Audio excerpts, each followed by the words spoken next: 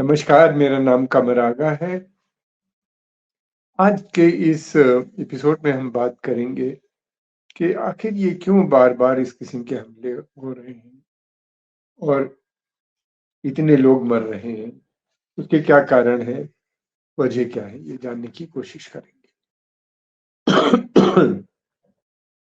इस समय हमास के अंदर जो कुछ भी हुआ, वो बहुत शर्मनाक और अफ़सोसनाक दोनों है।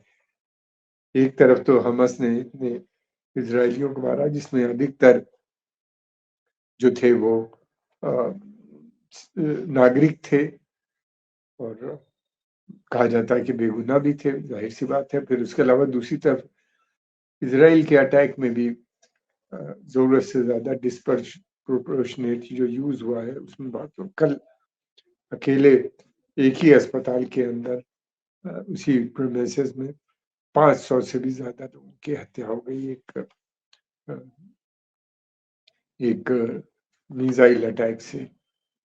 अ, हमास का या पीएलओ का और बहुत सी संस्थाओं का मानना ये है कि वो अटैक जो था इज़राइल की तरफ से था, मगर इज़राइल अब ये कह रहा है कि वो इस्लामिक जिहाद के फाइटर का कोई रॉकेट था जो मिसफायर हो गया, जो मिसप्लेस्ड हुआ और वहाँ आके उसने हिट किया। ये बातें कभी पता नहीं चलती, लेकिन ये ज़रूर है कि अ, जो अ, लोग मर रहे हैं, इंसानियत का न न नुकसान हो रहा है, इंसान मारा जा रहा है। इन्हीं पे हम बात करेंगे, ऐसा क्यों हो रहा है? इसकी एक लंबी हिस्ट्री है, जो कि शुरू होती है लगभग 100 साल पहले से, बल्कि उससे भी पहले से। पैलेस्टाइन एक अरब देश था और इसमें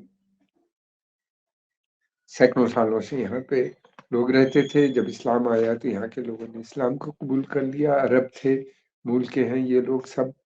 उससे पहले इज़राइलीज़ वहाँ पे भी किसी समय रहते थे और कई हज़ार साल पहले उनको वहाँ से हटा दिया गया था।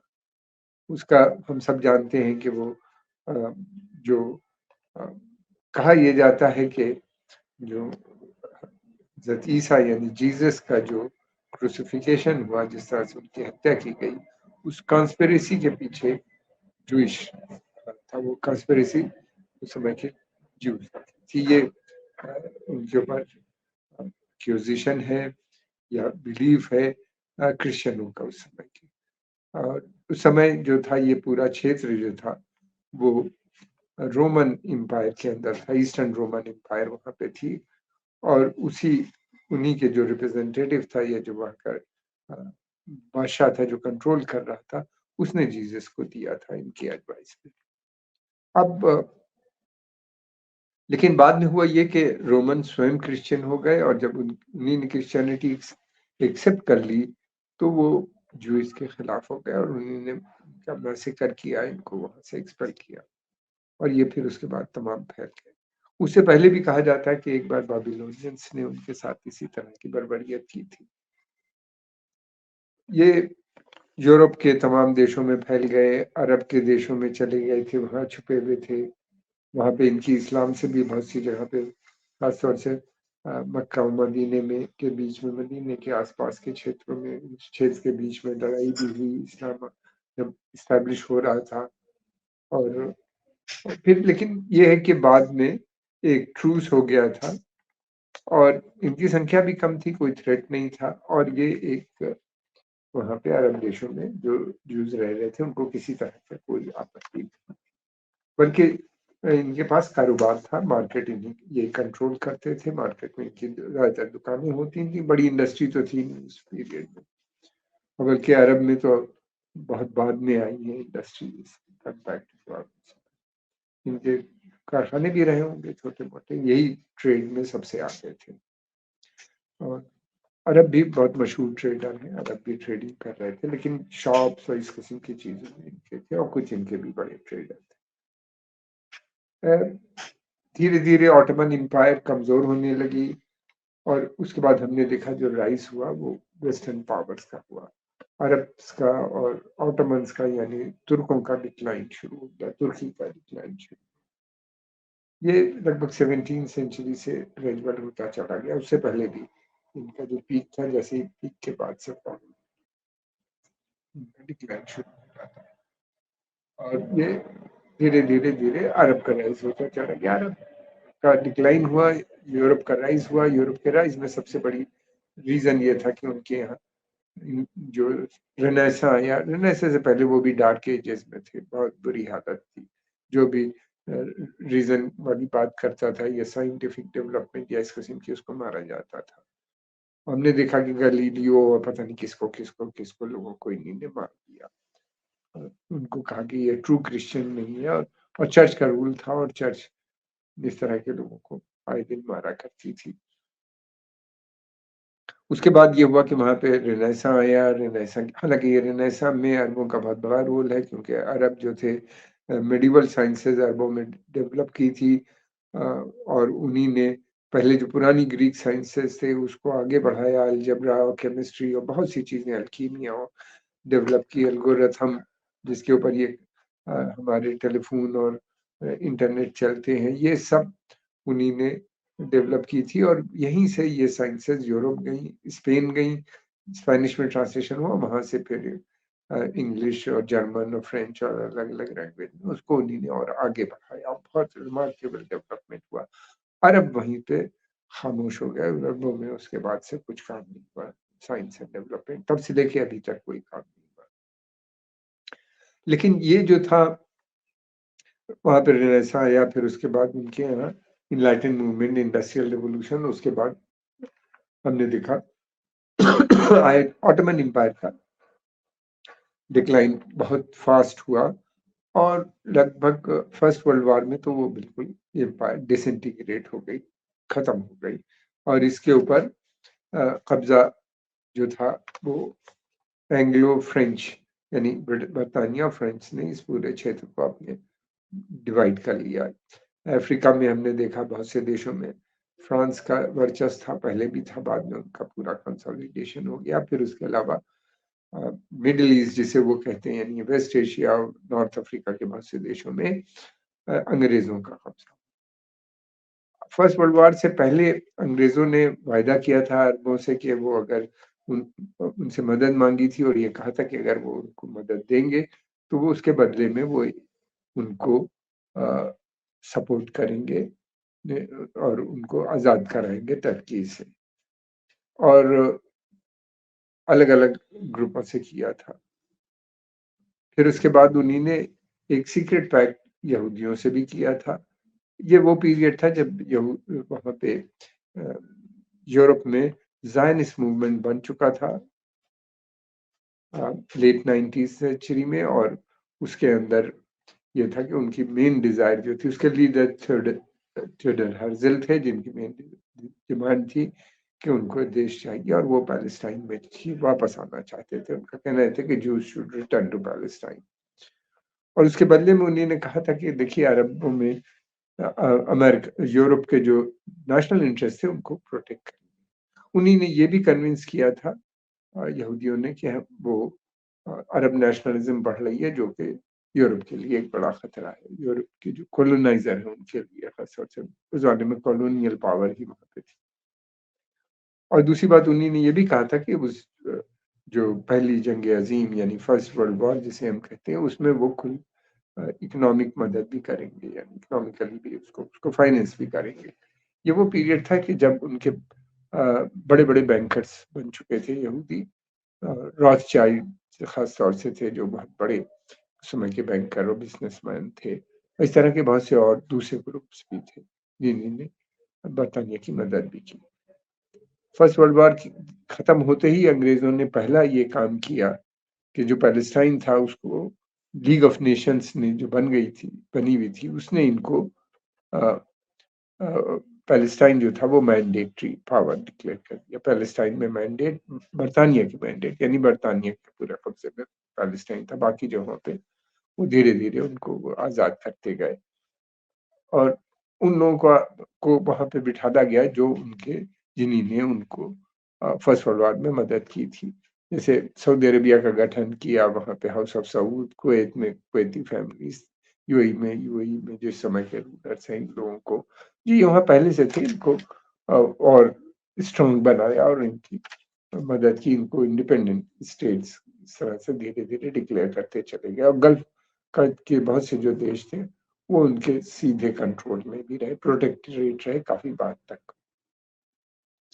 अब फिर उसके अलावा ये भी हुआ कि वहाँ के ऊपर अ, जैसे ही हुआ वैसे ही 1917 में एक उस समय के जो फ़ॉरेन सेक्रेटरी थे बरतानिया के, उन्हीं ने एक अ, डिक्लेरेशन उनका हुआ, एक लेटर के थ्रू उन्होंने डिक्लेयर किया कि पैलेस्टाइन जो है ये जूइश होमलैंड है उनके बनाने का। इसका इस डिक्लेरेशन के आते ही वहाँ पे बड़ी संख्या में यूरोप से ज्यूज़ और दूसरे जगहों से भी ज्यूज़ वहाँ पे आके सेटल होने लगे। बरतानवी शासन था, कॉलोनियल रूल था वहाँ पे बरतानिया कॉलोनियल पावर का। उन्हीं ने उनकी मदद की सेटलमेंट में, उनको वहाँ पे बसाया, फिर उनको यही नहीं बल्कि उनको जो बरतानिया ने अपनी फ़ौज नहीं बनाई, उसमें भी इनको ज़्यादातर रखा। फिर उसके अलावा एडमिनिस्ट्रेशन भी में भी इनका बड़ा बोलबाला रहा और तमाम दूसरे इंस्टीट्यूशंस में भी इनको धीरे-धीरे जूइश रिप्रेजेंटेशन वो बढ़ाते चले गए और बहुत हो गया। फिर उसके बाद ये प्रक्रिया चलती रही अ, 1948 तक और इस पीरियड में बड़ी संख्या में जूस वहाँ पे आए और उनके आने से एक टेंशन वहाँ खड़ा हो गया, लोकल झगड़े-वगड़े भी शुरू हो गए और कई बड़े-बड़े मैसेकर्स भी वहाँ पे हुए जो कि जूइश की जो अ, मिलिटेंट ऑर्गनाइज़ेशंस थी, टेररिस्ट ऑर्गनाइज़ेशन भी जिनको बाद में डब किया गया यूरोप, उन लोगों ने बड़े मैसेकर किए, दायर यासीन उसमें से एक बहुत मशहूर है। इन मैसेकर्स के चलते हुए बड़ी संख्या में पैलेस्टीनियन का पलायन हुआ, जो पैलेस्टीनियन रिफ्यूजी वहाँ से निकले, अब वो सीरिया, जॉर्डन, इजिप्ट जो पड़ोसी मुल्क थे, लेबनान, वहाँ पे इनको सेटल किया गया, रिफ्यूजी स्टेटस जिनका आज तक रिफ्यूजी स्टेटस है इन देशों के अंदर और इनके रिफ्यूजी कैंप्स में ये रहते हैं। कैंप्स मतलब ये कि गेटोज़ बन गए हैं, उनमें ये लोग रहते हैं। इनके हालात बहुत खराब हैं आज भी वहाँ पे, जिन कंडीशन में रहते हैं। ना तो इनके पास कोई राइट्स नहीं है और ना ही इनको जॉब्स वगैरह वहाँ पे मिल पाती हैं ठीक से। तो ये बड़ी समस्या इनके सामने बनी। 48 एक ऐसा डेट है कि जिसमें अ, पैलेस्टाइन का पार्टीशन हो गया और लगभग पैलेस्टीनियंस को जो है वो 45% और समझ लीजिए ज्यूस को 55% लैंड दी गई है। और उसके अलावा ये भी था कि जो जेरूसलम था इसको डिक्लेयर कर दिया गया इंटरनेशनल सिटी, जो कि इंटरनेशनल कम्युनिटी बना उसको गवर्न करेगी, जबकि उस समय ये यूएन का गठन हो चुका था। उनके अंदर में रहेगा क्योंकि जेरूसलम जो था ये बहुत इम्पोर्टेंट शहर है। यहूदी, फिर उसके बाद क्रिश्चियन और इस्लाम तीनों देशों के लिए इसकी बहुत महत्व है। तो यहाँ पे उन्होंने कहा इसको हम इंटरनेशनल 40 इज़ ये वो समय है गौरतलब ये है मैं एक और बात करना चाहता हूँ इससे हट के, कि इस समय भारत का भी उसी समय अंग्रेज़ों ने विभाजन किया था, पाकिस्तान का गठन हुआ और इसी पीरियड में लगभग आप देख लीजिए आगे-पीछे वियतनाम का भी विभाजन हुआ, कोरिया भी डिवाइड किया गया। फिर उसके अलावा हमने देखा वहाँ पे अ, बाद में काफ़ी बाद में जब साउथ अफ्रीका में नेशनलिस्ट मूवमेंट बहुत स्ट्रॉन्ग हो गया तो अंग्रेज़ों ने वहाँ से यूनिलैटरल विथड्रॉ कर लिया अपने को और व्हाइट माइनॉरिटी को हुकूमत सौंप दी और इसी तरह उन्होंने रोडेशिया और नामीबिया में भी किया। अंग्रेज़ों ने उनकी जो चाल थी वो जो ये था कि उनको लग रहा था कि अब हिंदुस्तान की आज़ादी के बाद वो ज़्यादा होल्ड नहीं कर पाएँगे अपनी कॉलोनीज़ को और यही हुआ इसी वजह से उन्हें छोड़ना पड़ा। तो उन्हीं ने एक ये एक एक्सिस बना दी South Vietnam, South Korea, Pakistan, Israel फिर साउथ अफ्रीका, रोडेशिया, नामीबिया के माध्यम से इज़राइल इनके माध्यम से उन्हीं ने पूरा कोल्ड वॉर में अब तक कंट्रोल कर रहे हैं इस पूरे अफ़्रीशियन रीजन को। पहले वो पावर थी फिर बाद में अमेरिका जब सेकंड वर्ल्ड वॉर के बाद डिक्लाइन हुआ बरतानिया का और अमेरिका उनका लीडर के रूप में इमर्ज हो गया इन इस वेस्टर्न ब्लॉक का यानी जिसे जिसमें यूरोपियन यूनियन आ जाती है कही जाती है ये और अमेरिका फिर इसके अलावा भी साउथ कोरिया, जापान, ये सारे देश भी, या जो है ऑस्ट्रेलिया, न्यूजीलैंड, कनाडा, ये सब उसी के पार्ट है। उसके लीडर जो है अमेरिका बना। और ये विभाजन इस तरीके से हुआ कि ब्रिटानियाई शासन, यानी ब्रिटेन का जो शासक थे, वो यूनिलैटरल विड्रॉ हो गए। उनके अकेले स्वयं विड्रॉ हो गए बगैर किसी को चार्ज दिए गए। इसराइल पहले से उनके पास सेना भी बन चुकी थी, उनके पास मिलिटेंट ग्रुप भी थे, असलहे भी थे, और फिर उसके अलावा वो एडमिनिस्ट्रेशन में भी थे, तो चार्ज उन्होंने ले लिया। और उसके बाद यूनाइटेड नेशन की जनरल असेंबली ने एक रेजोल्यूशन पास करके इसराइल का विभाजन किया था। ये भी एक बहुत इंपॉर्टेंट अकेला देश है जिसको जनरल असेंबली से हुई। ये मसला अभी तक कभी भी सिक्योरिटी काउंसिल में नहीं आ पाया, जबकि जनरल असेंबली को ये राइट नहीं है। बहरहाल इसराइल का गठन हुआ, बहुत से देशों ने तुरंत उसको रिकॉग्निशन दिया, और उसके बाद जो फिर तब से हम देख रहे हैं कि समस्या बनी। और विभाजन के फौरन ही बाद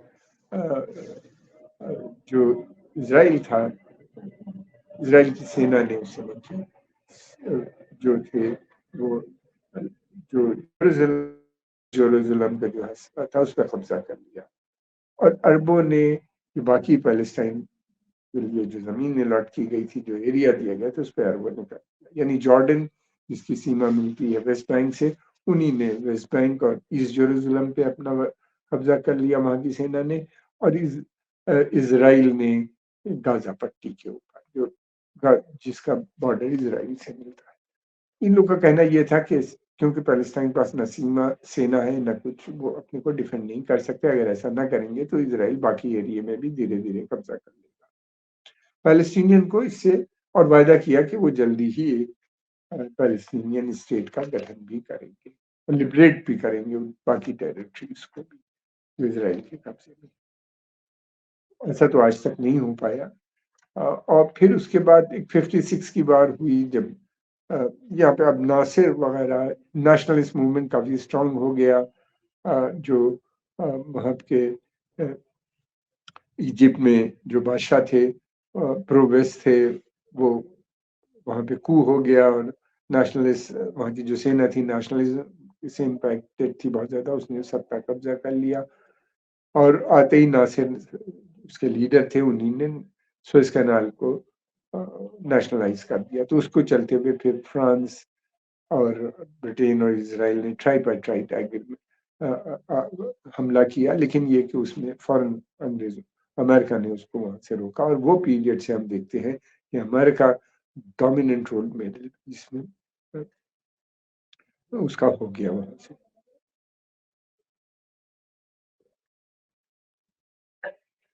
ये फिर उसके बाद एक दूसरी बड़ी जंग हुई 67 में। अरब जो थे रेबल राउजर बड़ी बड़ी बातें ये नेशनलिस्ट कर रहे थे कि हम सब लिबरेट कर देंगे, इसराइलीज को समुंदर में ढकेल देंगे, और पता नहीं क्या क्या बेबुनियाद बातें ये लोग कर रहे थे। ऐसी बातें कर रहे थे कि ये जो संभव नहीं है। उस पीरियड में इसराइलियों ने अपने को स्ट्रेंथन किया, और एक सरप्राइज अटैक किया इजिप्ट के ऊपर और दूसरी जगहों पे। उन्हीं ने सीरिया और जॉर्डन, पूरे पैलेस्टाइन पे कब्जा कर लिया, यानी वेस्ट बैंक पे उनका पूरा कब्जा हो गया। फिर उसके बाद ईस्ट जेरूसलम पे भी उनका कब्जा हो गया, गाजा पट्टी पे भी अपना उन्हीं ने कब्जा कर लिया, गाजा पट्टी के अलावा सिनाइन पेनिनसुला पे भी अपना कर लिया। और यही नहीं, सीरिया की जो गोलान हाइट्स है उसके भी काफी बड़ा एरिया उनके पास में आ गया, जो उनसे मिलता था। अरबों में एक बहुत डिससेटिस्फैक्शन हुआ, और ये वो पीरियड है जहाँ से जो जो नेशनलिस्ट मूवमेंट था उसका अरब नेशनलिज्म का डिक्लाइन शुरू हुआ। 64 में पीएलओ का भी गठन हो गया था, और पीएलओ लगातार अपने राइट्स के लिए लड़ रही थी। फिर उसके बाद में पीएलओ को एक अरबों ने सबसे पहले अरब लीग ने एक रेजोल्यूशन पास करके उसको legitimate representative of Palestinian people, Palestinian का रिप्रेजेंटेटिव मान लिया, और यूएन ने भी उसको बाद में मान लिया, और फिर भारत और बहुत से देशों ने उसको इस तरह की मान्यता दे दी। इसके बाद पीएलओ ने एक आर्म से स्ट्रगल शुरू की लेबनान और इन सब जगहों से, वो चलती रही। लेकिन कोई बड़ी सफलता नहीं मिली, लेकिन ये है कि उन्हीं ने काफ़ी इज़राइल को परेशान भी किया। बहुत से ऑपरेशन किए जिसमें बड़ी संख्या में इज़राइली भी मरे, और मगर वो लिबरेट नहीं कर पाए, इसलिए कि ये इनकी ताकत, और वो कहाँ इज़राइल। ये लेबनान में इनका बड़ा बेस था, और वहाँ से ये लड़ाइयाँ लड़ते थे, और जॉर्डन में पहले इन्हीं ने बनाया था। जॉर्डन ने इनको एक्सपेल किया क्योंकि इनकी किंग से वहाँ पे लड़ाई हुई, और वहाँ पे बड़ी भयानक जंग हुई लेबनीज़ जॉर्डेनियन फोर्सेस से इनकी, जिसमें काफ़ी दोनों तरफ से कैजुअल्टीज़ हुई, और उनके बाद से फिर ये कि जो आर्म्स जो विन थी, और पीएलओ को वहाँ से मूव करके लेबनान आना पड़ा, और लेबनान से फिर लेबनान ने इनको परमिशन भी दे रखी थी, कहा जाता है, और ये लेबनान से अपने मिलिट्री ऑपरेशंस करते थे इज़राइल में। बाद में एक नई समस्या खड़ी हुई 82 में। ये इम्पोर्टेंट लैंडमार्क पॉइंट्स हैं जिसको मैं बता रहा हूँ। 82 में फुल फ्लेश्ड लेबनान के ऊपर अटैक किया, ये कह के कि अब हम पीएलओ को लिक्विडेट करने का हम करते हैं, और उन्हीं ने काफ़ी हद तक पैलेस्टीनियन को क्षति पहुँचाई, और एक स्टेज ये आई कि अराफात वहाँ से उनको हटना पड़ा, और वहाँ से वो तुनिस आ गए। अराफात ने फिर पीस इनिशिएटिव लॉन्च किया कि अब हम पीसफुली लड़ेंगे, इसलिए कि कोई उनको जगह नहीं दे रहा था कि जहाँ से वो आर्म्स करें, और उन्हीं ने अपने सारे आर्म्स वहाँ पे सरेंडर कर दिए लेबनान में। उनके पास आर्म्स नहीं रह गए थे। तुनिस से ये पीसफुल मूवमेंट चला, फिर उसके बाद हमने देखा एक स्टेज ऐसी आई कि इसको इन्हीं ने ओस्लो एकॉर्ड शुरू हुआ, यानी बातचीत इज़राइल से हुई, और ये तय हुआ कि पीएलओ इज़राइल को रिकॉग्नाइज़ करेगी, इज़राइल पीएलओ को करेगा। अमेरिका ने भी किया। एक मुआहदा तय हुआ कि 2 स्टेट सॉल्यूशन की बात हुई कि इज़राइल वहाँ से जो वो है पैलेस्टीनियन अथॉरिटी का गठन हुआ। अराफात साहब जो थे रामल्ला चले गए, रामल्ला में उन्होंने अपना हेडक्वार्टर बनाया। ईस्ट जेरूसलम में हेडक्वार्टर बनाने से इज़राइल ने रोक दिया था, इसलिए रामल्ला, और ये था कि बाद में वो जेरूसलम आ जाएँगे। वहाँ पे ऐसा बातचीत हुई, ये हुआ कि फाइनल स्टेटस ये अमेरिका में तय हुआ था, वहीं पे प्रेसिडेंट बिल क्लिंटन के सामने ही लोगों ने, इज़राइली प्राइम मिनिस्टर इज़ाक रबीन और पीएलओ ने ये एग्रीमेंट किया था, यासिर अराफात के बीच में हुआ था। कुछ समय के बाद इज़ाक रबीन की हत्या हो गई, और ये कहा जाता है कि ये पूरा मसला जो था कोल्ड उसमें चला गया। ये भी तय हुआ था कि जो फाइनल स्टेटस है, यानी बॉर्डर कैसा होगा, आपस में एक दूसरे ज़मीन का भी एक्सचेंज कर लेंगे कन्वीनिएंटली। ये है कि पैलेस्टीनियन रिफ्यूजी लाए जाएँगे, वापस आएँगे जो पड़ोस के अरब देशों में बसे हुए हैं। बहुत से इस तरह की बातें थी, पानी का डिवीज़न, और अ, दूसरी चीज़ें कि आर्मी बनेगी, फिर उसके अलावा क्या होगा, एयर स्पेस किसके पास होगा,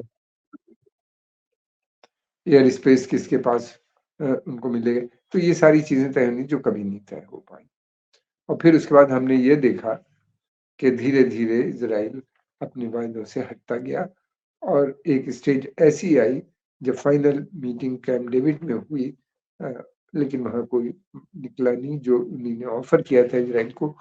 पैलेस्टीन कहना ये है कि वो बंदुस्तान से भी कम स्टेटस था उसका, यानी कुछ उनको हासिल नहीं था। स्टेट ही नहीं बन पा रही थी उसके अंदर।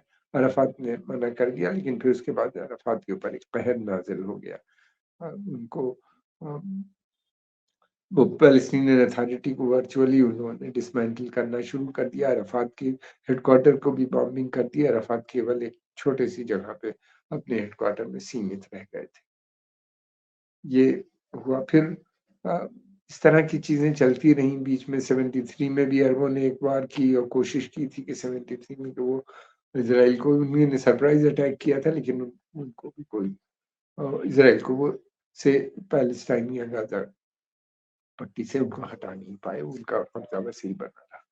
तो गौरतलब बात ये है कि कभी भी अरब्स जो थे वो इज़राइल की पैरिटी में नहीं आ पाए। उनकी सेना, उनका पास जो वेपन सिस्टम था, उनको क्योंकि अमेरिका की खुल के सपोर्ट थी, अरबों को सपोर्ट रशिया करता था, सोवियत यूनियन उस समय का करता था, लेकिन सोवियत यूनियन के पास इतनी हैसियत नहीं थी कि वो इस तरह से खुल के सपोर्ट मदद करे, ना तो इतना पैसा था ना। और फिर ये वो पीरियड था 70s में, जब हमने देखा कि सोवियत यूनियन का डिक्लाइन, इकोनॉमिक डिक्लाइन बहुत तेज़ी से हो रहा था। तो वो नहीं मदद कर पाते थे। और फिर दूसरी बात ये कि सेना भी, सबसे बड़ी बात ये है कि सेना को भी प्रिपेयर होना चाहिए, वो प्रिपेयर्डनेस नहीं थी उस तरह से लड़ने की जिस तरह से इज़राइलियों के पास थी, इतने सक्षम नहीं थे। एनीवे फिर उसके बाद ये सिलसिला तब से चल रहा है, और जो पूरा पीस प्रोसेस था वो ठंडे बस्ते में है, तब से कोई उस पे बात नहीं। हालाँकि अंतर्राष्ट्रीय समुदाय जो है, कम्युनिटी जो है, उसके लिए वचनबद्ध है। उसका मानना ये है कि कभी न कभी इनको वहाँ से हटना पड़ेगा। अमेरिका भी इस बात को बात करता है, लेकिन अमेरिका प्रेस नहीं करता। अराफ़ात ने और फिर उसके बाद महमूद अब्बास जो पैलेस्टीनियन अथॉरिटी थे, इन लोगों ने बहुत से वादे किए थे, जो वादे पूरे नहीं हो पाए। और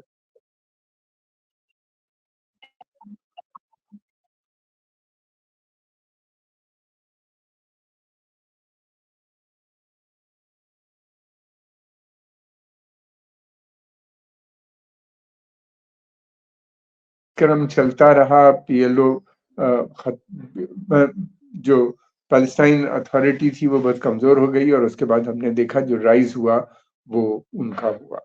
अ, वहाँ पे हमास और इस्लामिक जिहाद इस तरह के आतंकवादी संगठन बन गए। ये वो पीरियड था जब इस्लामिक कंट्रीज़ में वैसे भी कट्टरपंथी ताकतों का राइज़ हो रहा था, वहाँ पे हुआ, और फिर तब से अब तक लगातार इनके बीच में, इज़राइल के बीच में और इनके बीच में झड़प भी होती रहती है, लोग भी मरते रहते हैं। इज़राइल का ये है कि वो मानने पे नहीं तैयार है कि किसी भी सूरत से विथड्रॉल पे तैयार नहीं। इज़राइल का कहना ये है कि we don't have partner in peace, Palestinian authority बहुत कमज़ोर है, उसके साथ डील नहीं हो सकती।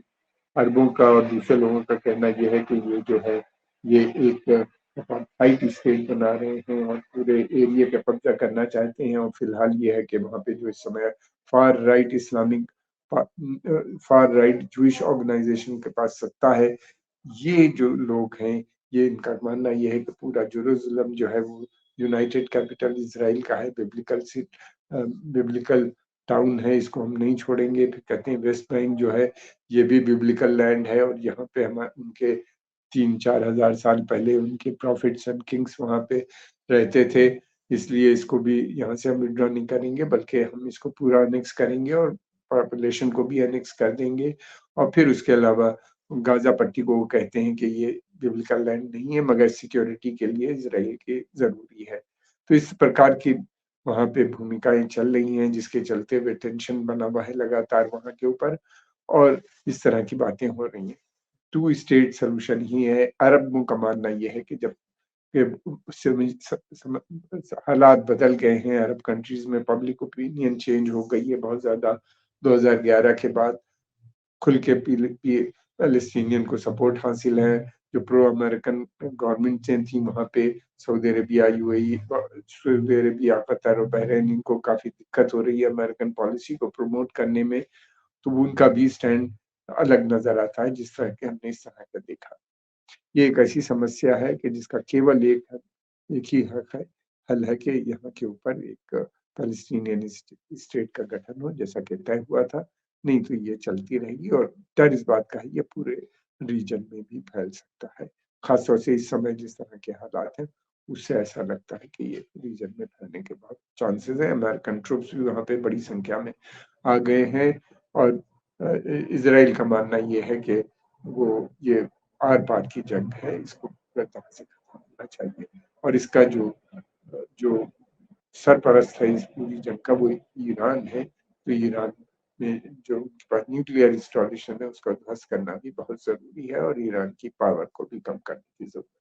देखिए आता आगे आने वाले समय में क्या होता है, हमको कुछ थोड़ा हम देख हम अगले एपिसोड में आगे बात करेंगे। आपका बहुत-बहुत धन्यवाद। आपको अगर ये प्रोग्राम पसंद आया तो अपनी राय ज़रूर दीजिएगा। धन्यवाद।